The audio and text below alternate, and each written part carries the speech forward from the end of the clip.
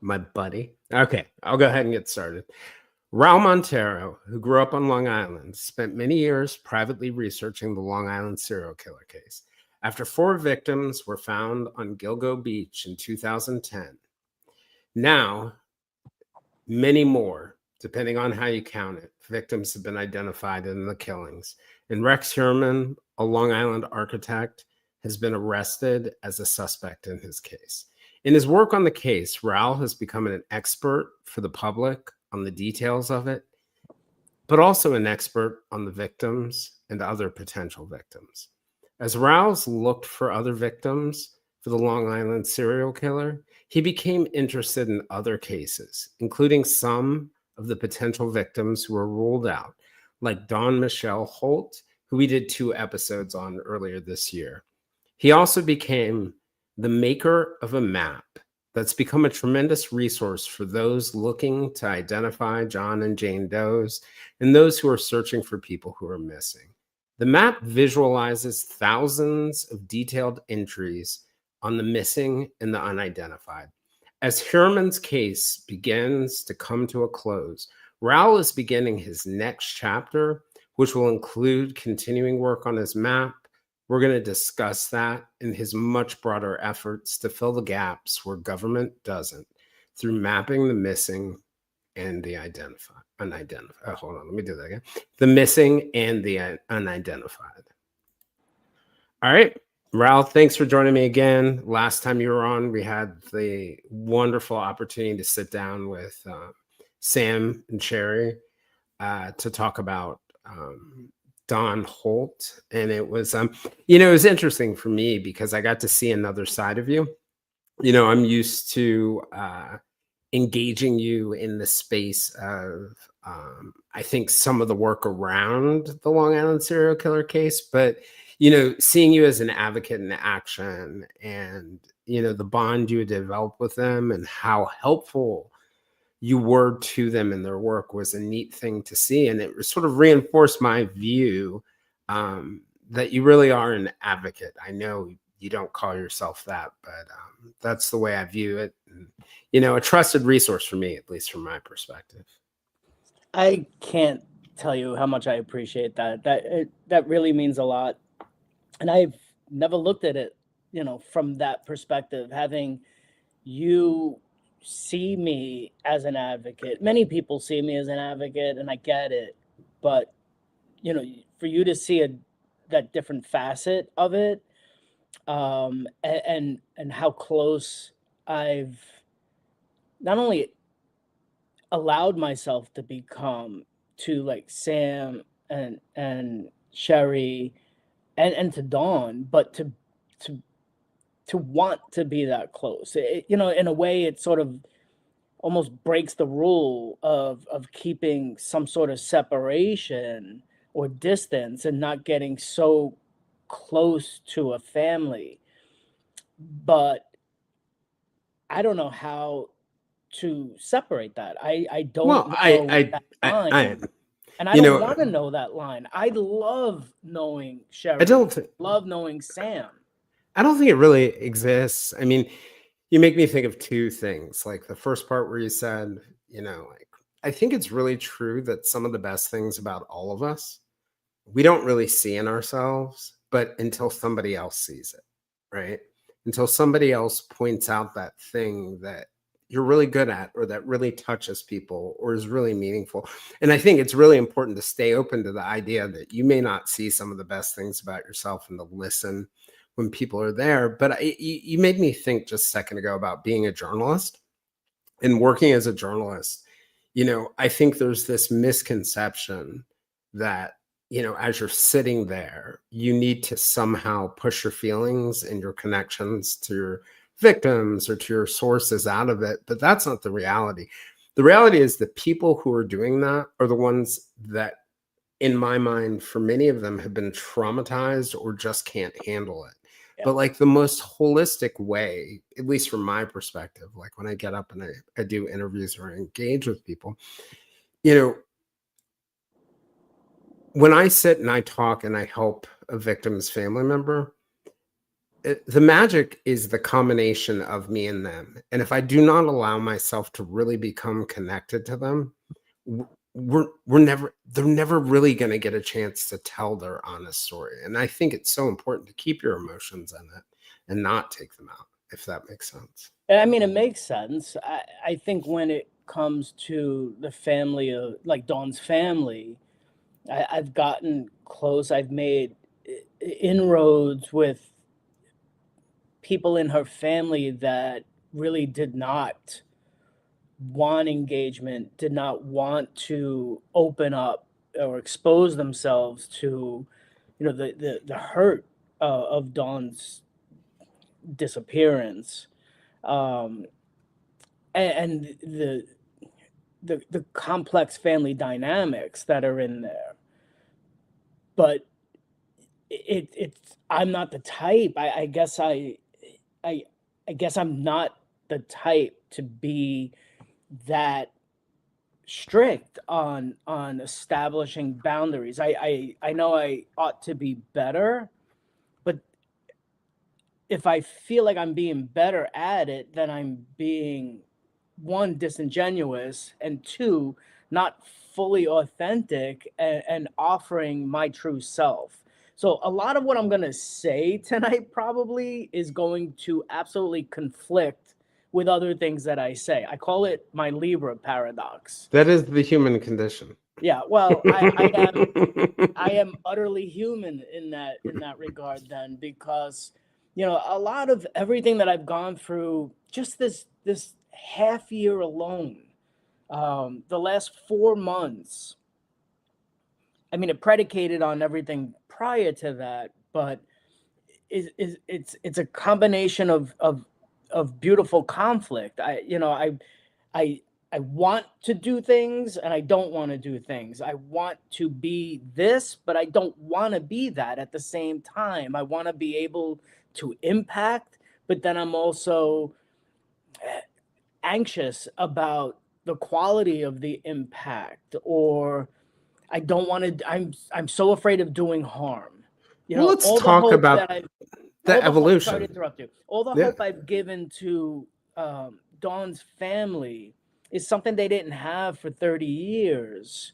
And I've given them that. But by giving them hope, I don't want it to be a bridge that we're all going to run off of Well, together yeah. into an abyss.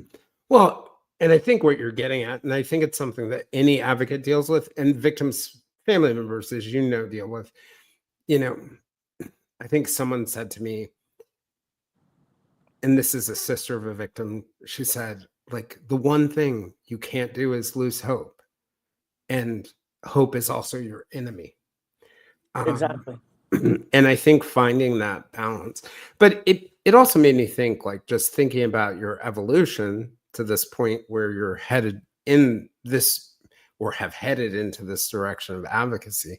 It really just started with an interest in essentially a local case, the Long Island serial killer Yeah, case. it was a local case. It got a lot of attention because of the sensationalism of it. The discovery of four bodies, later determined to be like all the things that come in, within a sentence of all things Gilgo. The four women, and then there's more remains, and an infant, and an Asian male, and you know all of the descriptors that come with it. And I got pulled in for a lot of different reasons. One, proximity. I've been there. I've many times. I've lived on Long Island for so long. I know all of those locations. I remember seeing newspaper articles, of the Peaches tattoo, and it all just seemed to be things that were a passing fleeting moment in my life, like flipping a New York Post and seeing a peach tattoo and reading the column, All and these going, little oh, separate yeah, moments came yeah, and then they together. all come together and it's this moment. It's Gilgo, which I'll also tell you about that after the resentment I have for the word Gilgo, um, it all just seemed to come full circle in a way. And I went into it with a curiosity about serial murder, and that diminished rather quickly. I mean, within weeks of reading up on the totality of the case at the time, I just I left behind an interest in a serial killer and became more and more focused on who Shannon Gilbert was, or who Jessica Taylor was, or who Maureen Brainerd Barnes. I became more focused on who these girls were. And yeah, it comes with the full spectrum of their life that was available to me at that time. What you read in the papers, what you see in Facebook groups, and then for me, I just started noticing differences in the verbiage used, the descriptors used, or even the facts being applied to each case. And that's where, something, triggered in me, a skill set that I had, like, all right, that's not true, and they deserve to have the truth reinstated and overcome this falsehood. And that's So, where it really began.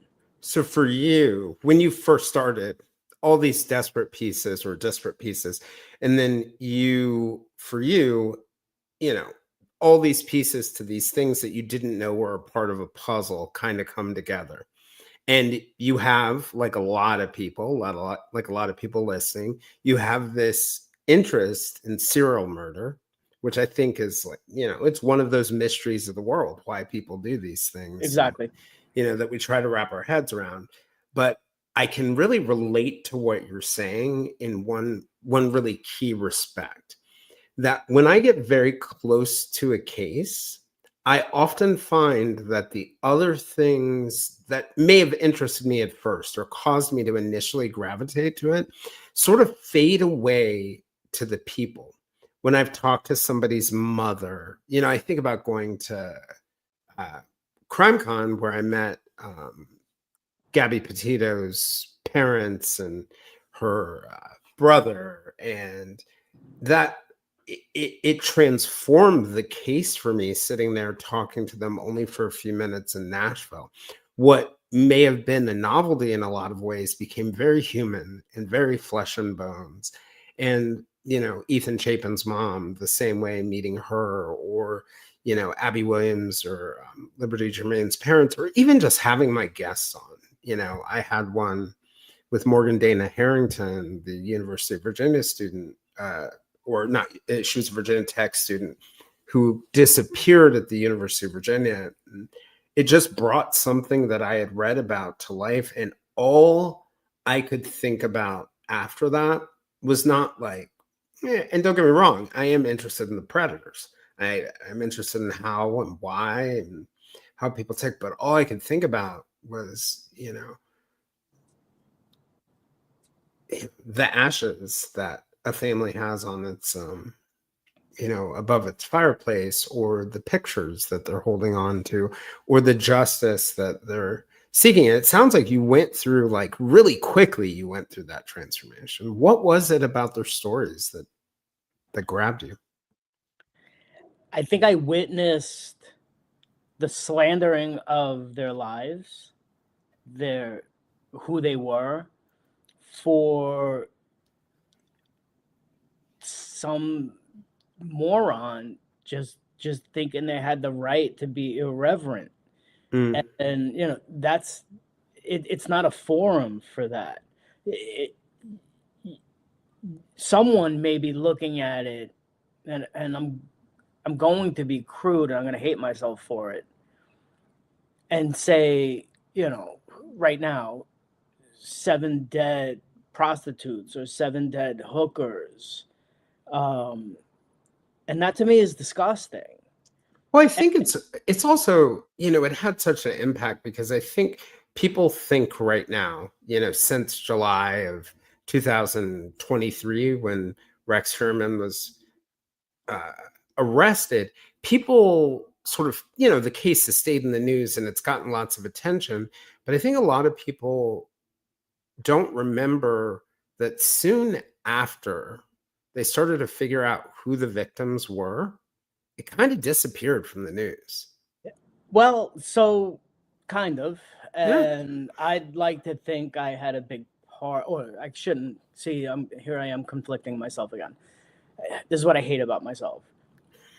There were people as You of know, there are December, worse things to hate about yourself. but there were as of last year when Valerie Mack got her justice and Rex was charged with Valerie's murder. There's still a mugshot. There's still the word prostitute attached to her name. And I went at media for it. Like, I send direct messages saying there's a gamut of beautiful pictures of Valerie. Use those. Stop putting in Valerie Mack or any input any name, comma, sex worker or prostitute or anything like that. Like, that had to change. And I've been fighting that fight in online forums for years. And so have others. But Well, and I think I just part of was it is, relentless in it. I wouldn't let go. I'm like, you have to. I don't care if you're well, 80 it's a years old. fascinating thing about media, right? There are 100 descriptors we could use for any given person, right? And you do have a job, right? Like, to some extent, you know, once Rex Sherman's caught, and we know he was able to meet them because they were sex workers. You know, you can say Rex Sherman targeted sex workers, but that shouldn't be the descriptor for each of them, right? Like, you may make the point, and you may make the point that they were, and that's how they became targeted. And that, to me, not only is that fair game, it's actually a part of the necessary part of it. But, you know, why is that woman in Westchester County who got murdered, a mother, a school teacher, a whatever. Exactly. And I think that, I mean, to me, that's part of the reason why the case didn't get attention, actually. And I don't just say that speculatively. I mean, this is what journalists told me when they were trying to get attention for the case or for the cases. It was very difficult. That's a false equivalency to altruism, right? Like, you want attention to the case by calling, No. Raul, I'm saying the opposite. I know you are. I know you journalists yeah. could not get attention for the case because of who the victims were. Well, you look at one of the first real articles done by Jacqueline, when she said, Jacqueline, she's from, oh God, you call me at the end of the day. I'll bring it up. See, you can just tell me about the article. Yeah, where she talked about she was putting an article out about Megan Waterman, and basically said it didn't matter because she was a prostitute. And I'm super paraphrasing because it's the end of my day and it's a Monday for me, so I'm all burned out. But that's a terrible excuse. I should have known this off the top of my head. In any event, it was used because of the facts of the case, whereas little attention was given to any of these missing girls because, from a law enforcement perspective, they were sex workers. So it's a marginalized segment of society, and that's why it didn't garner attention. On the other side of that, when you have 4 of them being discovered within a day, that all becomes bigger motivation for it. And we could probably spend all day thinking about this, because for me personally, as somebody who worked in journalism for so long, it was one of the frustrations for me institutionally, like, why wouldn't we do this? And it's really easy to blame the media, but I do think, like, it really stretches back to the citizens. The police work hard on cases that the mayor calls about. The mayor calls about cases that the public cares about. And that ultimately there's something societally going on that just does not give these enough attention. So in those initial sort of like years of the case, you just started tracking the you just started following it. How did it turn into, I know you don't like to use the word advocacy, so I'll just say into the greater engagement that you have, becoming a resource for information about the victims and potential victims? Well, that's what it was for me. I saw falsehoods and I was able to verify facts. And once you have an indisputable fact and you got anybody, whether they're an idiot or someone genuine in their belief of stating a fact, when you have an indisputable fact and you present that with them, that's what I started to do. And whatever it would be, anything innocuous from saying Shannon Gilbert was petite. She wasn't. She was taller than what usually falls in the realm of petite. But it was little things like that. And from a family's perspective, when someone is out there really focused in, like a hyper focus in on the true facts of their loved one, they take notice a little bit, and not only amongst the families but with other people that were already respected by the families. That was sort of my introduction Mm. into that. So I was invited into a couple of Facebook groups, and it's really easy to see the quality of the Facebook group, the standards that an admin is going to adhere to, the respect that they give to the victims, the willingness to interrogate the realities, and to really just The differentiate respect they give for the truth, right? the truth, exactly. Mhm. Whether it's digestible or not to a family member. Like these family members have already accepted some harsh realities, and it doesn't Truth is what belay brings the about fact. justice. Yeah, it Right. doesn't belay the fact that you know their sister was beautiful and tender and poetic and loving, or their cousin believed in God and had religion in her soul, and like these things are who the people were, not a mugshot, not a snapshot, and that's what did it for me. Once I saw each of these women, each of these victims for who they became more important to me than figuring out the motivations of a serial killer. Did I let up on that? No, I still did that.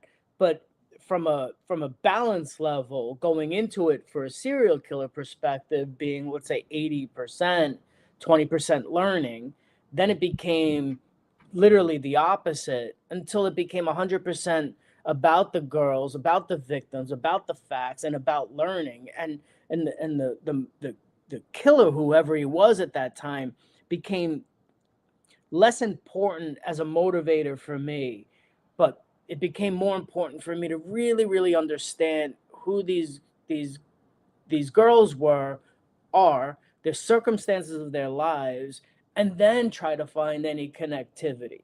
I'm not an Mm. investigator. I'm not trained as an investigator. I make no claims to that, but I'm intuitive and I'm So it analytical. really started for you with connection.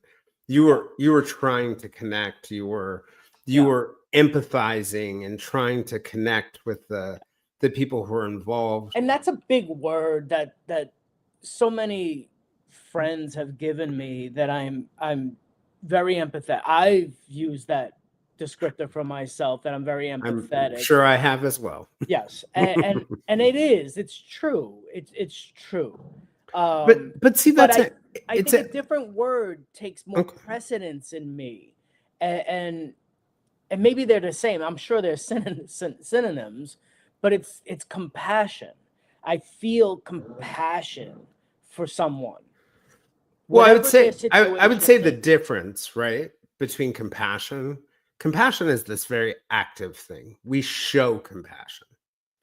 Empathy is what we feel Yeah, I'm inside. sure it's all of that. I'm not even gonna argue that, But I although think I'm but embarrassed by it. I actually think it's really it's an actual important point, because I think you are plenty empathetic, and I think a lot of people are empathetic, but they're not they don't necessarily demonstrate compassion. That I don't mean that by saying that those people are cruel, and this is kind of where I'm getting and tying this back together. But I mean, they're not able to turn it into an active verb. And I hear this often from people where they will say to me, I'm really connected to this thing. I really care about this cause, but I don't know what to do or how to get involved or how to contribute. And they can't imagine it. And I think listening to you say that the way that you ended up playing such a large positive role in this case for the people who are there and for many other people was just by your interest and your empathy. And then you found a way. I don't think a lot of people realize that just kind of following their empathy can help them find a way to do the good that they want to do. So that I do think it's relevant. I do think those two things are really important to. Well, thank you for that, because it helps me. Like I'm in the, I wouldn't, I'm still in the process of absorbing all of this and digesting it and processing it and understanding who I am as an advocate in the LISC space, and still being Raul at the same time. And I can tell you, for a number of years, I've lost who Raul was in this process, and it's very hard. And I think what I went through this past year, from from the start of the Fry hearings in the Gilgo case. Those are the scientific evidence For the hearings about the DNA admission of admissibility. I think that really sent me on an inward spiral. And I don't know if I'm spiraling up, spiraling down, spiraling left or right, but I was spiraling. And well, I will say to you what I say to everyone who gets involved in one of these cases, like really emotionally involved in a big or complex case. A lot of these things are done by sadists, right? Like probably Sherman, Israel Keys, Dennis Rader. And when they're locked up, they can't make victims by killing other people, but they can make victims out of the rest of us by what they hide and what they make difficult. Don't be another victim of the serial killer. And that is something, when you get involved, you've got to think of that in the back of your mind when you really get involved in a case. Trust me, I have my own case, right? I have my case. And in my case, I have to often, we're having a meeting tomorrow night at 11 p.m. Eastern time to talk about the case. That's because you're young. Yeah, right. I have to consistently remind myself that I can't be another victim, and I need to look out for everybody else being another victim. That's so true. And my circle of friends is very, very thin and small. It's solid, and I'm blessed. But I have to also look at what this has done to me. And I've said this many times on a couple other, probably on your show too. I think probably the first time is, being this close is a blessing and a burden. It affects people like me, and I'm not sobbing into my arm here.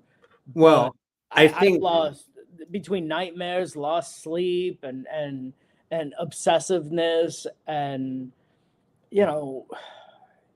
but just be careful. Like, it's a lot. When you are a helper, right? When you are in a helping profession or helping space, be very careful, because you end up, and my therapist have this conversation all the time. You end up surrounded by other people's suffering. Trauma bonding. Right. Well, no, that's not the part I'm getting at. But you compare your suffering to their suffering, right? And the occupational hazard of being a therapist is you come home, your kid loses their toy, they start crying, and you just came from a session where a kid was being burned on the stove. Yeah. So you're like, whatever. And you do that with your own emotions too, right? Like bad Yeah. things happen, you have a breakup, you're like, well, at least the person wasn't murdered, right? And you have to be careful when you're around people who are suffering to not minimize your own. Yeah. I mean, it's so true. And then I'm just sort of in a way comforted by those very same relationships. Yep. You Yep. know, so like I have a very special friend, very, very dear to me, who, you know, we go back and forth and often, and my life is blessed because of that friendship. But when it's not working, it's so debilitating to my entire existence, and I'm often devastated, and I'm also nervous, and then in a way, it's sort of a lot of love bombing, and then when we push all that away, it's just a genuine admiration for each other, a respect, an acceptance. Not that it needs to be equal. I'm not looking for equality. Um, but there's profound respect, and at the end of the day, I'm just blessed for these relationships. And it's never easy. No relationship is easy. I mean, I'm not going to go into psychotherapy here, but at the end of the day, considering the landscape of what the relationship has been built upon or predicated from, that relationship is fulfilling. And for me, and I'm an incredibly loyal person, once I'm at that point, I'm loyal for till death, until you absolutely don't deserve that. And I I think when I look at I'm going to say these words, my advocacy, and I accept that that's what I do. I know that's what I do. I know that what I've done for, like, Stacy Reddish or Who's Stacy? Milagro. Stacy Reddish is she was a 16-year-old girl that went missing from Harlem in 1980, and the family tried repeatedly at the time, years after, and up until a few years ago, to get her officially reported, and law enforcement was just like, they just kept brushing it off and not taking the report, until I made a possible connection to an unidentified, and really drove that in. Like, I went all in on that, and I leveraged relationships and friendships and connections to get this young girl some sort of recognition. And How did because you of that, huh? how did you make the connection? Was this before you had created the map, after you created the map? The map was already started. Tell me about the map first, and tell me about how you made the connection. Oh, the map. The map is an hour-long conversation in and of itself. The map came about because one of my dearest friends, a researcher in the Gilgo space, the list space, um, from my conversations with her, wanted to see a map, and wanted to place the victims on the map to sort of geographic profile, and she didn't really have the time to do so with her, her life going on, and I had free time, and I was sort of on the not on the beginning stage, but I was sort of already trusted in a way, and I said, I have the time, let me do it. So I there were several different iterations of the original map, but I wound up on the Google Maps. I created it. I started off putting Shannon Gilbert on there. I did all of Ocean Parkway, all the girls, an Asian male, Asian doe on the map, and then it just literally exploded from there, man. Within a week of that, I needed to put in other possible suspected list victims like Tanya Rush or Erica McDaniel. I used a lot of theories from other online bloggers, other online researchers. I put them all on the map, and you became it gave us a broader, you know, visage of what could possibly be going on. At that time, when I created the map, we didn't know who Lisk was, so it was a lot of theoretical possibilities, and from So the there, whole idea, let me just get it right. Like you guys were looking at that point to just really sort of like geographically profile. Where are the victims? Where were they? Where were they found? Where were they from?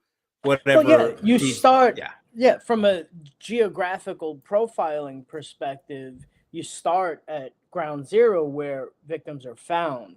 Ocean Parkway's, very, very unique in that it had 10 um, contemporaneously, so to speak, bodies recovered within a relative period of time. And from there, you look at, I mean, it's so unique. Look at the bottom of this picture, and you take that bottom line as that being Ocean Parkway, and then you have only a handful, like three paths forward onto the mainland of Long Island: Meadowbrook Parkway, Wantagh Parkway, Robert Moses Causeway, and then you go into the broad scope of Long Island. And from there, as you're diving into individuals, you see that people have connections, from Brooklyn to Long Island, and Queens to Long Island, or New York City to Long Island, and then you're just in this broad rabbit Where you hole. have a bunch of different. Yeah, so Can, it's sort of, you you is that, cannot look at the Long Island serial killer and just focus on the seven that he's charged with. You're gonna wind up focusing on hundreds more. That map, oh my god, I love it and hate yeah. it. I love it and hate it. Well, and so, out of that small interest in the, case, you now have this. Do you know how many people are on the There's map? just under 28,000. Just under 28,000. Yeah, And you can see, for the people who are watching right now, you can see the level of detail in the maps. And I often use the map myself for cases that I'm exploring, and we've done it before where yeah, you've helped me, but like Ashley Loring Heavy Runner up here in Montana, or the Lewis yeah. Clark Valley serial killers. But you can literally get the whole profile, sometimes more data than is even in the national missing and identified Yeah, I will pull persons. information. Yeah, with the indigenous. I pull from the BIA. Uh, Hmm. name is Charlie Project. If there are individual Facebook groups or nonprofit organizations, I'll pull information from that. Like it'll take your life away. Like you'll Right. literally, can spend forever on any one victim, and there she is, Yeah. and it's compelling. The map is a blessing and a curse at the same time, but overall it's a blessing, because when I'm overwhelmed with everything else going on, the map centers me. Right. And to have take a day off, or I'm on my days off, I'm sitting on my sofa. I'm looking at it now. I'm sitting on my sofa at 5 a.m. with a cup of coffee, and I'm going through the map. I'm working the map, and that's my peace. That's my serenity in a way, because I have AirPods on and I'm listening to whatever music I'm in the mood for in the moment, and it's quiet, it's solitude, and it's me and these people that mean so much to me. And I've been chastised by trolls that I have dead bodies, or this weird obsession, but this is a beautiful thing at the end of the day. I'm sorry. Actually, Yeah. I'm not sorry. This map is a beautiful thing, and it's what makes that map unique is that it's the only map that's chronological. Yep. It's chronological. it's visual. Yeah, you know, we in December of last year, you and I had the opportunity with others to go to Minneapolis to have that event. And it was really amazing to see you put the cases up on the screen in the area, see the level of detail. You know, you can think about things like connections um, between different people. I would consider it more like a labor of love, right? It's become Um, that. yeah, It's it become truly that because has. oftentimes, I just started Illinois the other day on the map, and the first person's from 1947. Who was the Wow. last person to look at that person's case? Yeah. And Yeah. and when will be the next one? But it's he's there, and he won't be forgotten. As long as that map is there, Exists. Well, he'll and that's he'll. another thing. It's a preservation of history. Like we talk about this idea of like honoring victims, and then every little, you know, every little dot on that map is honoring someone, honoring honoring somebody who's missing or who hasn't gotten their name yet, or you know, you know, it's Just honoring them in yeah. some way. I mean, historically, and listen, there are many other interfaces that like NamUs and CODIS and all these other databases that do things automatically. But from a public perspective, as viable as NamUs is for somebody like me, as important as, albeit flawed in some ways, Charlie Project is for me. This the map will incorporate NamUs. It incorporates Charlie. It'll incorporate the Doe Network. Anything And else most of those are that nonprofits that yeah, that's track the relevant. missing. And when you look at any changes in, let me be careful here. Any changes in the political spectrum on descriptors, there's a historical foundation for Well, who I a mean, person is. I think that's actually a really great example. And I don't think there's anything wrong with saying something about it. But at the beginning of this administration, one of the things they did, they put out this memo, and it was perhaps overly broad. And, you know, there were all these references to gender identity that had to be removed. And that really threatened the federal NamUs database. And I remember having a conversation. I don't think it was with you, but I remember having, oh, I know who it was. I, you know, having a conversation with a transgender woman who's very interested in crime and true crime. And I said, don't worry. Raul has it all on his map. Like, you Yeah. don't have to worry. I mean, I scrambled with, a couple of people that are very dear to me.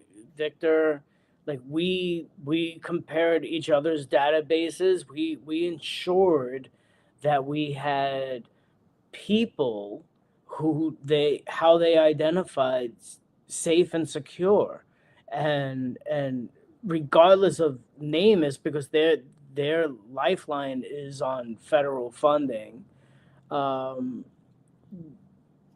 we made sure. That's why you see rainbows on my map, because I'm an ally. I'll always be an ally, and I'll always respect, somebody's how they self-identified and how they wanted to be seen, and they deserve that recognition. And that's just from an ethical standpoint. From an investigative standpoint, you want to Also relevant. understand how they identify, because it'll help give you insight into their lifestyle and the circles that they may have been, around. Victimology. Yeah. Yeah, Just I mean, true it's just that victimology. simple. Like, you don't exclude things like that just because of some political ideology, whatever it is. Like, you just don't. It's irresponsible, and it So, is the antithesis of advocacy. well, and yeah. And I think, you know, I'll give them the benefit of the doubt as the government. Overly broad is the way that I put it.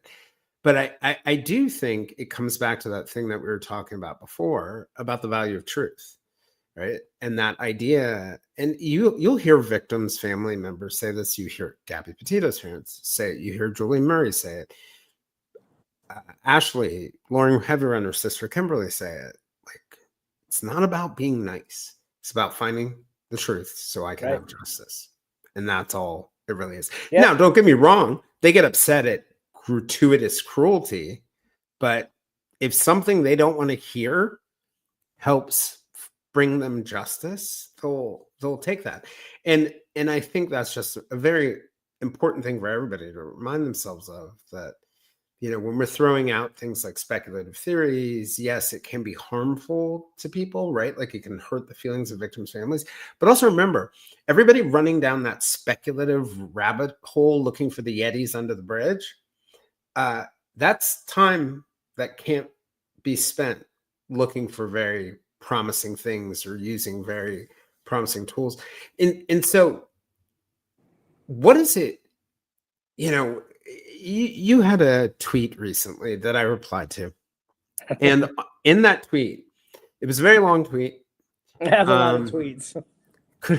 It could have been covered in a sentence. No, it was a very long tweet. But like, the gist of the tweet was talking about your experience of creating sort of like the Catch List moniker and working toward coming up with a resolution on that case and collaborating with all these advocates. But you said that you felt like that's a moniker that you may need to put down sometime soon. And as I'm reading it, I'm like, oh, yeah, but he's not really putting down the work. He's just putting down the list part of it. Tell me about that. So, yeah. So Catch List is ironic to me because I never had any aspirations to catch Lisk. I never set out going, oh, I'm going to solve this. Who the hell am I? I don't have the experience, the training. It's not who I ever set out to be. It was a name, and you wanted somebody else to catch Lisk. I mean, it would have been great if I did. I'd be on a beach somewhere, after 30 books on the case, but that feels really gross. It just felt that for me, a lot of things were happening at the same time. And by same time, I mean a spectrum of months. And it was sort of a confluence of many pressures. Because that's what each one was. It was a pressure, it was a burden, it was an obstruction. And it started with the arrest because of certain people that I know. It was like, all right, Lisk is caught, like, change your name. And I think even contemporaneously to his arrest, that conversation was out there on Twitter. So catch Lisk, caught Lisk, like, what happens next? But I held on to it because it was important for the proliferation of proper information. It had become associated with reliable information about the case. And it had, because my Twitter platform, I mean, it went from 400 the day before the arrest to 4,000 the day after. And while the data geek in me will record like the status of that, there's a burden too that comes with it too, right? The person in me realized the responsibility I now had, which I always had anyway, because I assumed that responsibility from day one. But it just became a more bigger responsibility of conveying proper information, ethical information, factual information, while honoring victims at the same time. And there were few people capable of doing that or willing to do that. I don't know if they were capable or not, but I realized my platform blew up because of the Lisk in the name. So be that as it may, I lived that for the duration of the next year and a half, 2 years. But it became burdensome to have that name, and I'm still conflicted on it. Like, that name has brought attention and more respect to all the victims. It's changed a lot of the verbiage in the space. Oh, It's it's done great things in the true crime side of the house in terms of like not just the factual information, but the topics that we're talking about, the way that this coach case is being approached. You can see between sort of like people like you and the way that the Suffolk DA has handled it, you can just contrast the way that this is being handled and yeah. in the media. But I wonder whether like part of what it is, because I was going to ask you, why not, carry on sort of the Lisk piece of it through the trial, whether you use the name or not. But as you were talking, I was thinking that, it is true. Like you are still an amazing resource on the Lisk case. But I think, remember how you talked about in the beginning, like you came in, it was mostly about understanding the serial killer, and then it became more of the victims. And I almost feel like that's happened with the Lisk part. It's not the job anymore that you're doing. The job you're doing is much broader than that. Or maybe you are doing the job, but that's just a small part of the job I'm still that you're doing doing. the job. It's a less public part of the job. Right. Like, Right. the understanding of a serial killer is, um I hate being true grime right now, but let me put my true grime hat on. It's a fascinating component of a human being, I don't think it's a true human crime thing. psyche. I think I, yeah, it yeah. I we're just hate. we're always going to be fascinated by people who are abnormal from us. Yeah, and I that's a fair point. Yeah. So I still Just look at me. into that, and often, I have a lot of alone time, whether I'm walking to the train, or on the train commuting to work. I think about things like that. So that'll always be a component of it.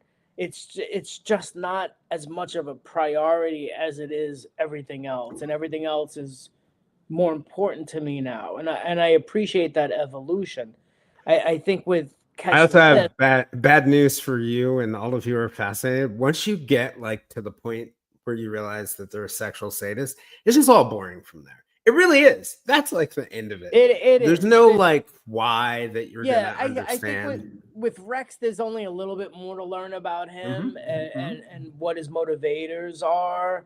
And once that happens, Pretty ho hum dude who liked to yeah, kill people. it'll be it'll be a paperback in the back, bottom shelf of a Barnes and Nobles, if there are any left by then. There won't. And Rex will always be a footnote, because it's never gonna be about Rex, and that's where my voice gets harder and higher. Like, it's just not about Rex. Rex is a component of this, but he's not. It's not it. And Yeah. Well, and that to me is what has to be conveyed. that's also part of what you've been a part of, and you and several other people. Like, there's almost always in these cases this battle, particularly when there are a lot of victims. You don't want them to become just a statistic, but there's this battle. Is the case really about the killer, or is it really about the victims? And you guys have done, and I'm sure there are people that you respect and that you don't respect in this space, but I think for the most part, more than a lot of cases, I think it stayed center. And long before I knew you, I knew more about those four girls than I knew about, just from reading, what people had written, than I know about most victims of even cases that are, that I'm closer to or have more proximity to. And I think you Well, guys have that's done. what makes you different. See, it comes down to the individual. Like, it comes down to the individual and what their interest in true crime consumption is, balanced with what they're willing to absorb, or not absorb, what they're willing to define a line on. Yeah, And, I like, think also I love mysteries. I totally love mysteries, but I don't think I think what causes me to gravitate toward these things um is not mysteries. I care about justice too, but I care about being socially conscious and understanding a different kind of why, a understanding sort of like who people are, how we ended up in situations, and how we can create a better world. So that's the space that I come at it from.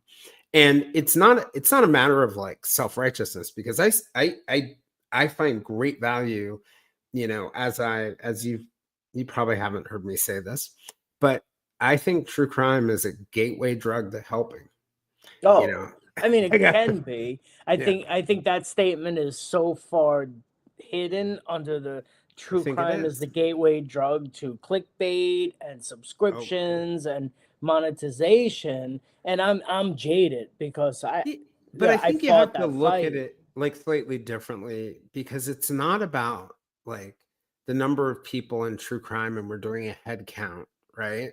And 30 went bad, 10 went great, you know, every somewhere else in the middle.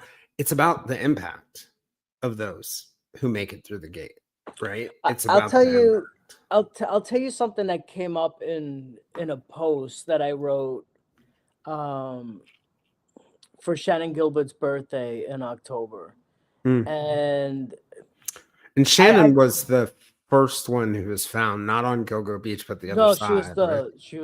ultimately the Oh, not last the one, first one found. First one but it's reported missing. yeah, it's Yes. because of Shannon that everyone Everyone else else was found. had been found on Ocean Parkway, and and I like to write.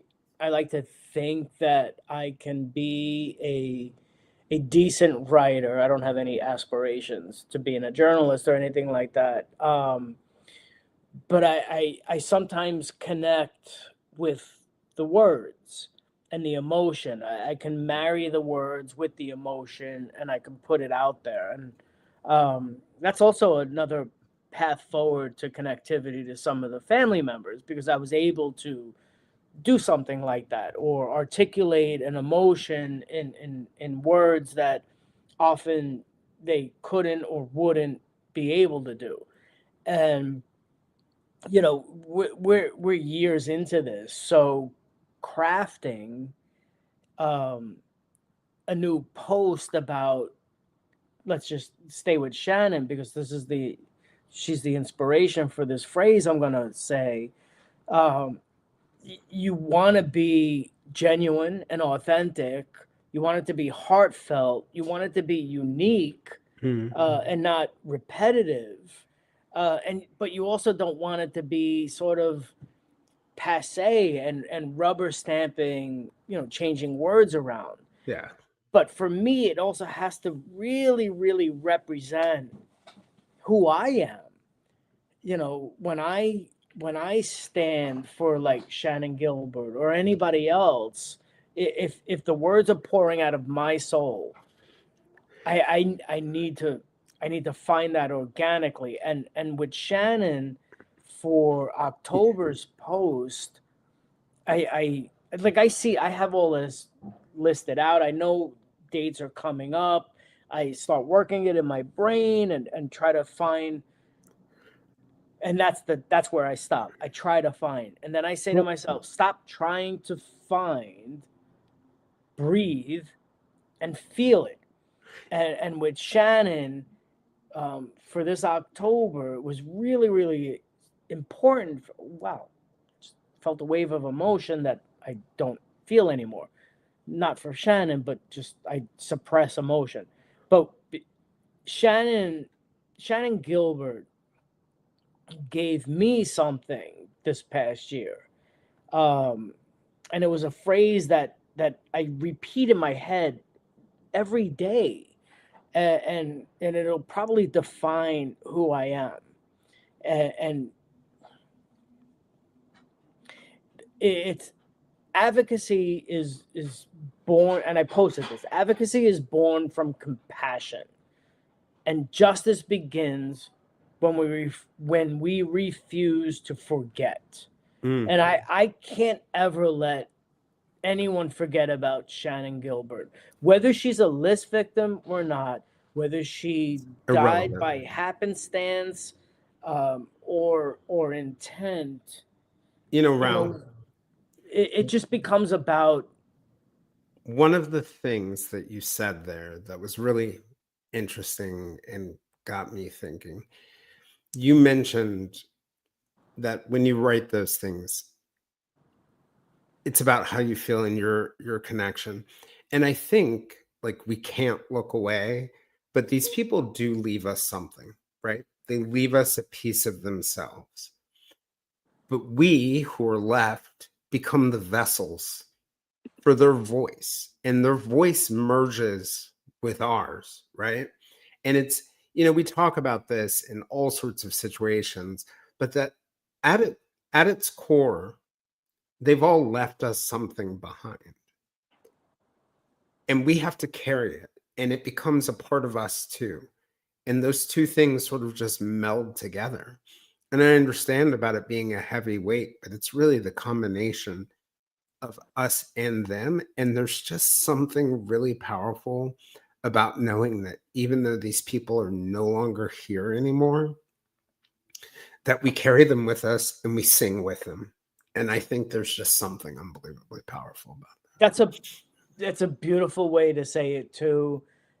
And someone said to me, and I'm not gonna get this right, um, but it stayed with me, and it's something I know I have to go back to and really, really, really absorb it, and that how these people imprint themselves so deeply into our lives, but to their families, I am just a footnote.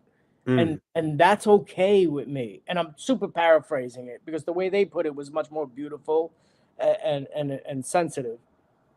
But I ought to be a footnote. If as a footnote means you just go back and look for something more directive, and if everything that I've done just helped to articulate who this person was, and what they meant to their family and their fight for justice, then I'm okay with life. It's a win, man.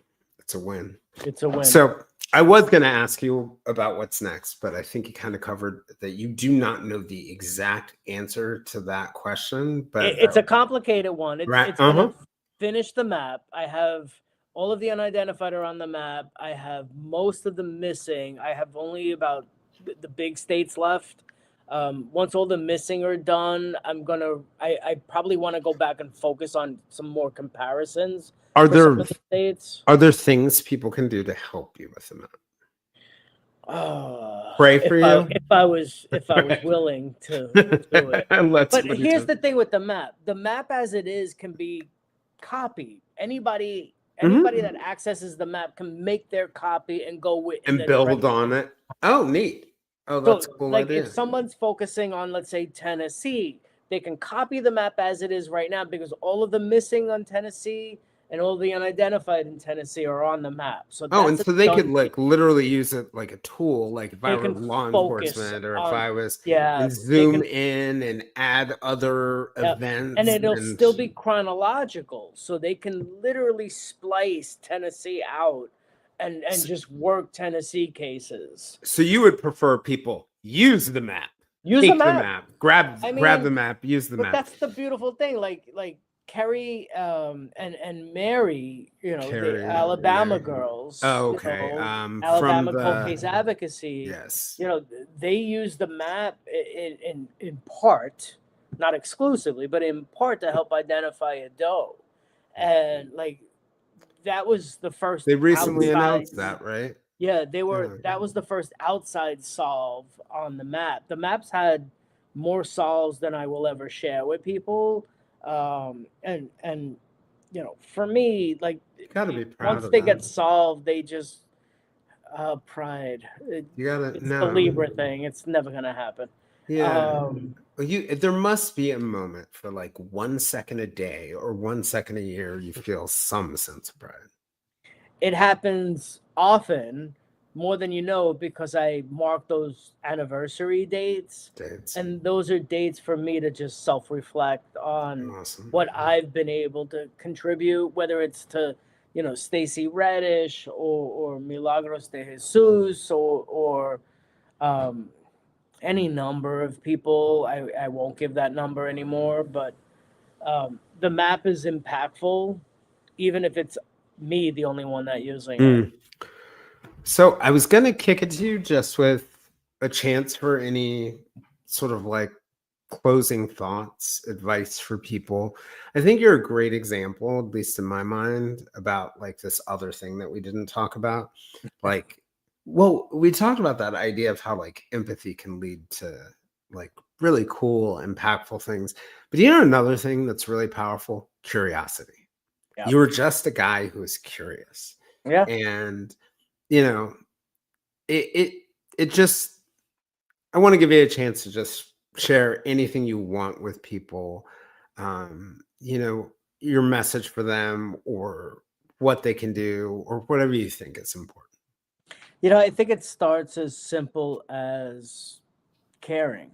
And whether you share a missing person flyer or peruse the map or NamUs or Charlie Project or NECMIC or whatever captures you, um, follow it, allow it to take you, and go down that path. It could be endless, it could be an insane rabbit hole.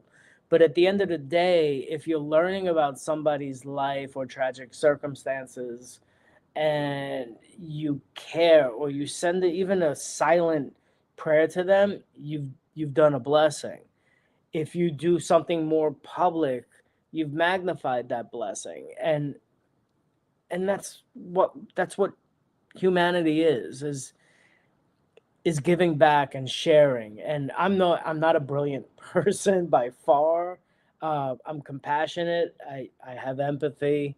um, I am an advocate, and I think that's important. And I think people need hope. And if somebody approaches or feels compelled to look into or investigate, research, or even care about a missing person case or an unidentified person case, and wants to drive it a little further or drill a little deeper or investigate a little harder, create movement for the case, then do it, as long as you do it with care. Um, Do you you know, remember what Sherry and Sam in that episode said to us? I don't know if they said it to us on the episode where we were all together, or they may have said it in the one before. They talk about meeting you and saying, finally, someone cared. yeah. So sometimes, like maybe you won't solve the case, maybe you won't add evidence to it, but man, it is so powerful when a random stranger shows you kindness, especially, for your loved one or your hurt that you're carrying silently. Dawn's family is so dear to me, and I haven't met them in person yet. And I maybe unconsciously don't want to meet them in person because I haven't been able to break down and share emotions since um, Jessica Taylor got her justice. That changed me really deeply inside, like really deeply inside, and I haven't cried since then. Um, and I know that if I were to officially meet Sherry and Sam and Justin and have the honor to meet Dawn's mother, I would lose my shit and completely Everybody needs a good cry every now and then, fall right? apart. And I'm kind of scared of that. And I It, love them so deeply. Like I care for them so deeply. That's Dawn's case is the first case that I took on hands on myself. And what we've done for Dawn Michelle Holt's case is no one else has done or wanted to do or cared to do, but I did. I cared to do, and I fell in love with all of them, that entire family, that entire just all of them, and they are in my Substack post, that my evolution, whatever it is. I talked about these these people that become part of my forever family, and my forever family is closer than my biological family. I'm gonna give you a closing thought. Oh gosh, That's okay. fun. That's gonna keep me up all night, I'm sure. No, it's not gonna keep you up all night. When you surround yourself with loss, you're surrounding yourself with constant reminders that you can lose and that other people can lose. And it becomes very scary to feel, right? Emotion, because getting attached to things and feeling emotion just feels so risky because you're constantly seeing all this loss. But just know, regardless of what you choose to do with the feeling emotions or not feeling emotions, that you can wall yourself off from feeling and feel a little less loss, but you're also sacrificing the opportunity for joy. Yes, because it's And a in the words lever. of my therapist, you're called, Jason. It's a Libra paradox. It's literally everything. It's the joy, it's the sorrow. I relate a lot of the symmetry of loss to the loss of my brother. And like, I was so close with my brother. I lost my brother in 1989. I was 22. He was 21. He was more dear to me at that time than anybody in my life, and it changed me forever, literally forever. And I'm not saying that loss is equitable to anybody else's loss, but it's profound It to most me. certainly is. And that's that's what it that's part of all of who I am. Yeah. Yeah. And because I can relate in some measure to it. And And it that's a becomes a beautiful, gift, and it becomes something that your brother has passed on in his in death. many ways. Yeah, And then it has touched other people in many. because it comes back to that notion, like the one thing that's universal is I think at suffering. the end of the day, the only thing that I can share with people is, if you feel compelled to a person, a case, um, and you feel it in your soul, then let your soul direct you. Guide you. Don't let anything else distract you from it, and do it the right way. Be ethical. I don't always advocate to reach out to family members, even though I've done it myself. I know I'm a hypocrite in that, but as long as you're like, earn it, just earn it. Be I nice. Start with Be your nice. sorry. Yeah. I earned it. It took years. It wasn't intentional. It was purely organic, and those relationships are beautiful to me because of the authenticity of it. Yeah. All right, my man. I will I see you appreciate it. soon. And I know you, me, Dana, Paul are going to be getting back together in a couple weeks to talk about That'll be a show, because Dana dose and I, and investigative genetic genealogy. Yeah, Dana brings out my punchiness.